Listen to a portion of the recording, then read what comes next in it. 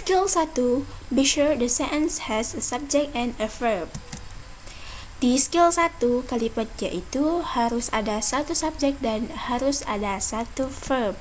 Kemungkinan yang terjadi pada skill 1 pada kalimatnya yaitu pertama, subjeknya tidak ada, yang kedua, verbnya yang tidak ada, yang ketiga, subjek dan verbnya tidak ada, dan yang keempat, extra subject or verb. Maksudnya extra di sini adalah subjek dan verbnya itu berlebihan. Jadi kita lanjut pada contoh. Example 1. Was back up 4 miles on the freeway. A. Yesterday. B. In the morning. C. Traffic. D. Cars. Nah, kita lanjut pada pembahasannya.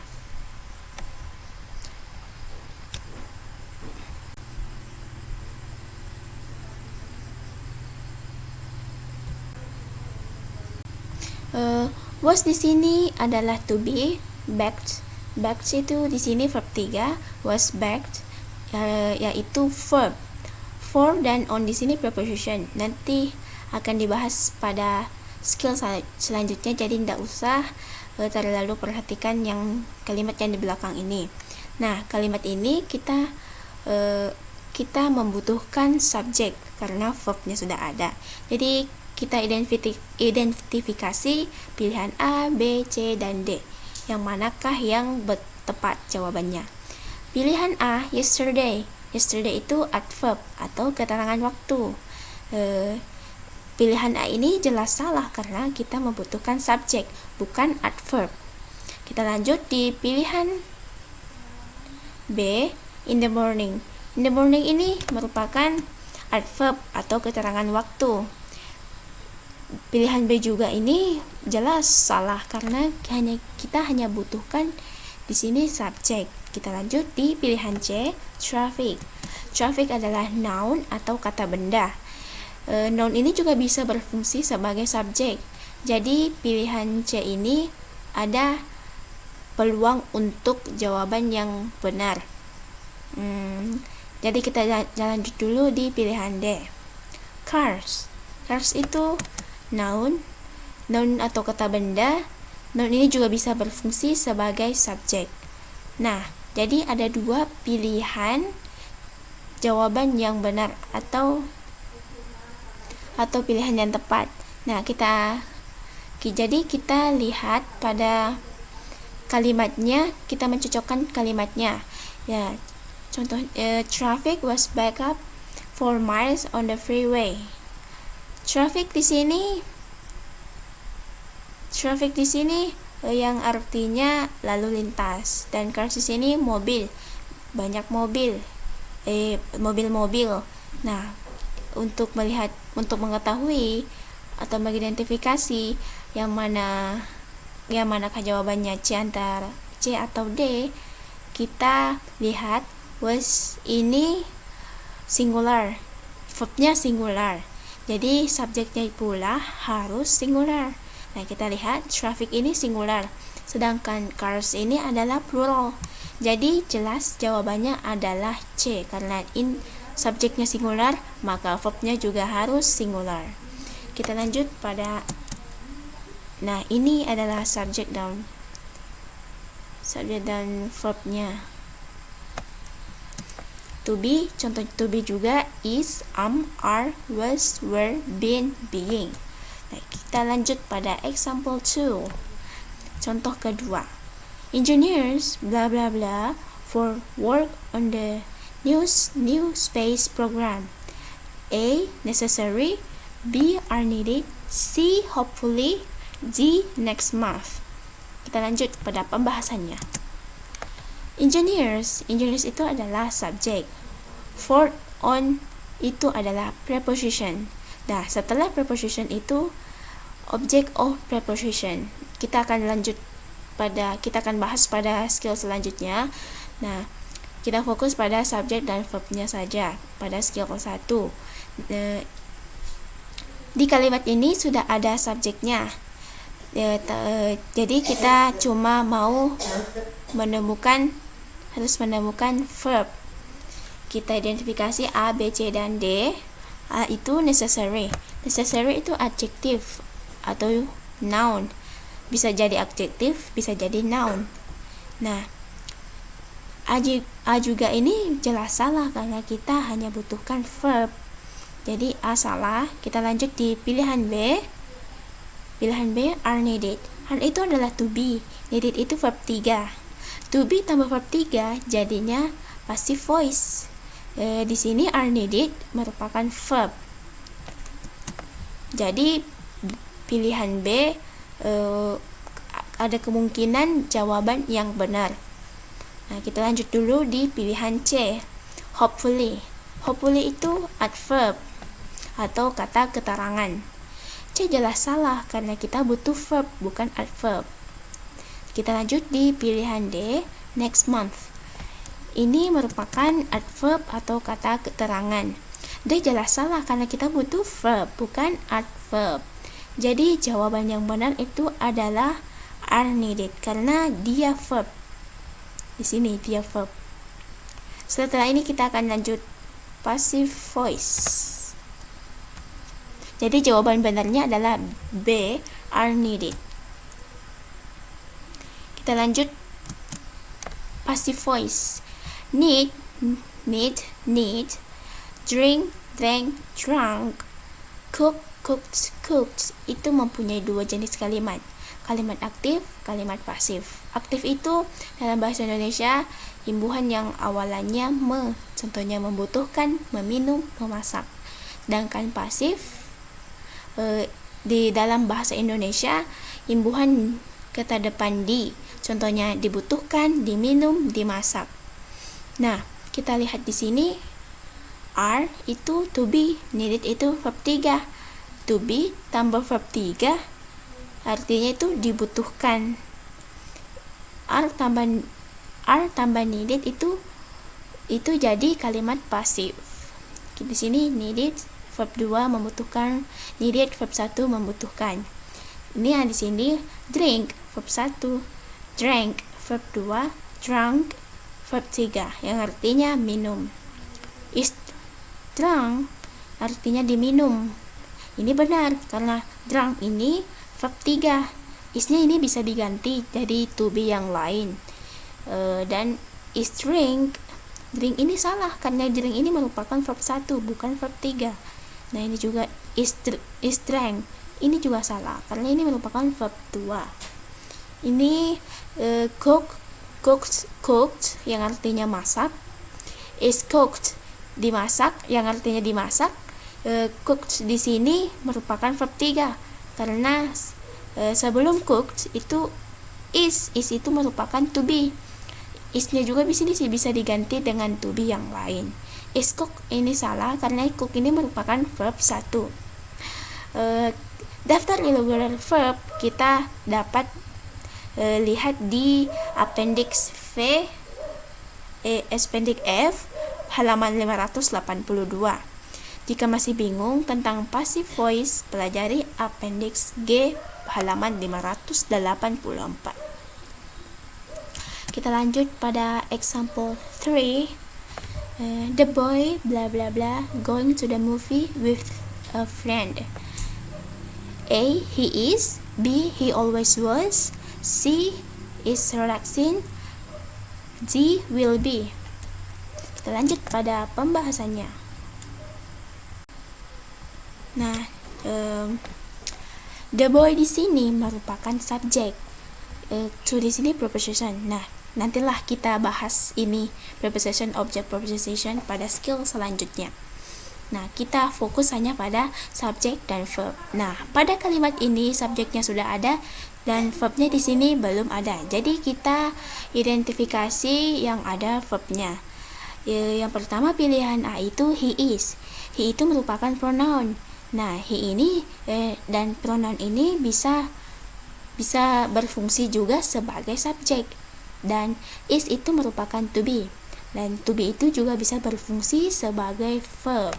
Jadi pilihan A ini salah. Kalau A yang benar berarti double subject. double subject. Subjek yang pertamanya itu the boy, subjek keduanya itu adalah he. Jadi jelas salah. Kita hanya membutuhkan satu verb. Dan jika subjeknya satu, maka verbnya juga harus satu. Apabila subjeknya dua, dan verbnya juga harus dua. Nah, kita lanjut di pilihan B. He merupakan pronoun. Pronoun itu juga bisa berfungsi sebagai subjek. Always itu adverb atau kata keterangan. Was itu to be. To be itu bisa menjadi verb. B itu salah karena kalau kita ambil B itu double subject. Subjek yang pertamanya itu adalah the boy, subjek keduanya adalah he. Jadi B itu salah. Jadi kita bahas pilihan C. Is relaxing. Is itu merupakan to be. To be itu juga bisa berfungsi sebagai verb. Dan relaxing itu adalah verb ing. Nah, di sini C ini berpeluang untuk jawaban yang benar. Nah, kita lanjut dulu di pilihan D. Will be. Will be itu ada modal. Modal itu juga bisa sebagai verb. Jadi ada dua jawaban kemungkinan yang benar. Jadi kita lihat dari segi kecocokannya dengan kalimat. Yang pertama kita cocokkan dulu dengan is relaxing. The boy is relaxing going to the movies with a friend. Yang artinya laki-laki sedang bersantai pergi nonton bioskop bersama seorang teman. Nah, di sini sedang bersantai, ini kan tidak cocok. Ini kalimatnya tidak nyambung. Jadi C itu salah. Tidak nyambung karena tidak nyambung kalimatnya. Jadi kita lanjut di pilihan D. The boy will be going to the movie with a friend. Laki-laki akan pergi nonton bioskop bersama seorang teman. Jadi di sini nyambung kalimatnya. Jadi jawaban yang benarnya itu adalah D, will be. Nah, kita lanjut pada exercise 1. Soal yang pertama. Last week when fishing for trout at the nearby Mount Lake. Soal yang kedua, a schedule of the day's event can be obtained at the front desk. Nah, kita lanjut pada pembahasan dulu. Pembahasan exercise 1 nomor 1. Last week itu merupakan adverb atau kata keterangan, dan when itu adalah verb, dan for itu preposition, at preposition, dan by itu preposition. Nanti akan dibahas pada skill selanjutnya. Jadi tidak usah diperhatikan ini kalimat yang belakang ini. Di skill 1 ini kita menentukan kalimat ini benar atau salah, incorrect atau correct. Jadi di sini kita hanya juga fokus pada subjek dan verbnya. Nah, di sini di soal nomor 1 ini verbnya sudah ada, subjeknya belum ada. Jadi kalimat ini salah karena subjeknya tidak ada. Not subject, incorrect. Kita lanjut pada soal nomor 2. A schedule of the day's events can be obtained at the front desk. Nah, a schedule itu merupakan noun atau kata benda, dan itu juga bisa berfungsi sebagai subject. Kita lanjut, of itu preposition dan can itu preposition. Nah, can ini, kita lihat can ini merupakan modal. Modal itu bisa berfungsi sebagai verbs, dan ini adalah macam dari modal, yang itu will, should, would, shall, must, can. Itu merupakan bisa berfungsi sebagai verb. Jadi pada kalimat ini subjeknya sudah ada, verbnya juga sudah ada. Jadi kalimat ini adalah benar atau correct. Kita lanjut pada skill 2. Be careful of the object of preposition. Object of preposition yaitu jenisnya noun, kata benda, pronoun, dan kata ganti. Preposition yang adalah in, on, at, of, to, by, behind, after, before, dan lain-lain. Kita bisa lihat daftar preposition ada di Appendix D halaman 574. Kita lanjut di example. Contoh, after his exams, Tom will take a trip by boat. Nah, after di sini merupakan preposition. Nah, after di sini ialah preposition. His di sini pronoun, exams di sini noun. Tom di sini noun, atau di sini noun itu juga bisa berfungsi sebagai subjek. Nah, will take ini satu paket punya verb. Nah, di sini will itu modal. A trip itu noun atau kata benda. By merupakan preposition, dan setelah preposition itu adalah object of preposition dan jenisnya noun, yaitu boat. Nah, kita lihat ini kan setelah preposition ada object of preposition yang jenisnya pronoun dan noun. Ini jenis object of preposition. Yang pertama itu noun. Preposition setelah preposition itu adalah object of preposition. Nah, kita di sini lihat noun. Contohnya exams. Nah, preposition kan ini preposition dan ini exams. Setelah preposition ada object of preposition. Dan contohnya juga ini preposition. Setelah preposition itu object of preposition. Nah, ini noun. Ini contohnya. Yang noun ini boat. Ini noun kan. Dan ini juga him. Yang ini mana itu? Him, his. Ini his. Dan lainnya ini her, he, she. Object of preposition jenisnya yaitu gerund dan noun clause itu akan dibahas pada skill selanjutnya. Kita lanjut pada exercise 1. Soal yang pertama, the interview by the radio broadcaster were carried live by the station. Soal yang kedua, in the last possible moment before takeoff took his seat in the airplane. Kita lanjut pembahasannya, yaitu pembahasan nomor 1 dulu.